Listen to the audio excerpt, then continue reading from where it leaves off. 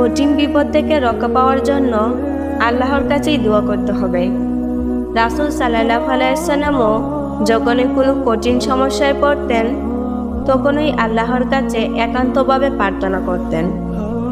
বিপদ আপদ থেকে রক্ষা পাওয়ার জন্য পবিত্র কুরআন হাদিসে অনেক দোয়া বর্ণনা করা হয়েছে।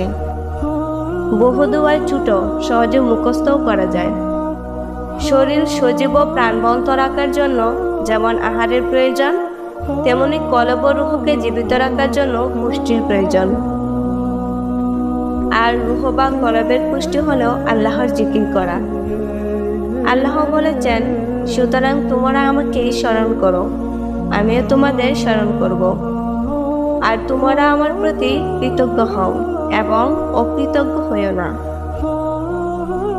রাসূল সাল্লাল্লাহু আলাইহি ওয়াসাল্লাম বলেছেন, প্রত্যেক দিন সকালে ও সন্ধ্যায় 3 বার করে এই দোয়াটি পাঠ করলে কোনো কিছুই কারো ক্ষতি করতে পারবে না। বিসমিল্লাহিল্লাযী লা ইয়াদুররু মাসমিহি শাইউন ফিল আরদি ওয়ালা ফিস সামাই ওয়া হুয়াস সামিউল আলিম। অর্থ, আল্লাহর নামের বরকতে আসমান ও জমিনের কোনো কিছুই কোনো ক্ষতি করতে পারবে না, তিনি সর্বশ্রোতা ও সর্বজ্ঞ।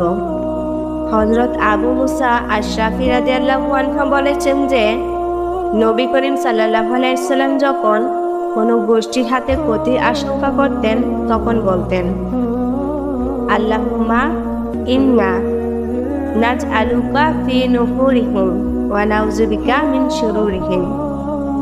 অর্থ, হে আল্লাহ, আমরা তোমাকেই তাদের মুখোমুখি করছি এবং তাদের অনিষ্টতা থেকে তোমার কাছেই আশ্রয় চাচ্ছি।